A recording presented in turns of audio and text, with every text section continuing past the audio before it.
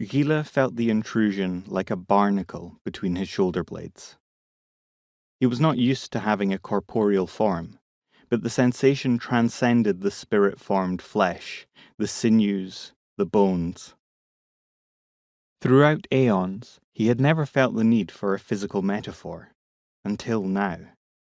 He wanted to scream. This was not supposed to happen. All of the work he had painstakingly done, building his body from scratch, drawing deeply upon the triune threads of spirit and pathos and will, the focus, the strength, now teetered on the precipice of unraveling like so much wool. That freshly built body now ached with the overextension of spirit. Spirit exhaustion hurt on a cellular level. No, a molecular level. It drained one's energy to the point that electrons moved as slowly as if they'd been frozen. It left his body prickling with the sensation of a million infinitesimal needles rippling across his flesh. With effort, he got to his feet, supporting himself against a large boulder splattered with blotches of multicolored lichens like alternating pale green and rust red filigree.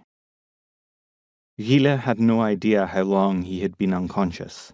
He shuddered at the mere thought of being rendered insensible. Yet it had happened as he had tried, and failed, to harness a herd of deer, and though his strength returned, he felt the memory of that all-consuming, dreamless void, like staring into a black hole. And now that he had awoken once more, that God's forsaken barnacle was still there. The land around him veritably roiled with spirit. The first waves of ascension were always the most tumultuous, and this unrest would likely last for some time. Gila had only a vague awareness of how long it took this dismal, worthless rock to make a circuit of its star, but even that was enough to posit that the people here would be occupied long enough for his purposes. He hadn't expected resistance. Oh, Gila knew he would encounter aggression. That much was a given. But once his pathos passed from his powerful spirit into its new and unwilling host, that was supposed to be the end of it. For most, it had been.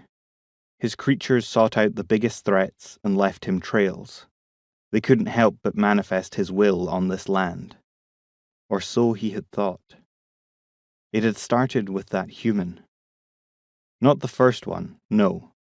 That one was consumed enough by his guilt that Gila had found steady purchase, and anyway, that first human had perished.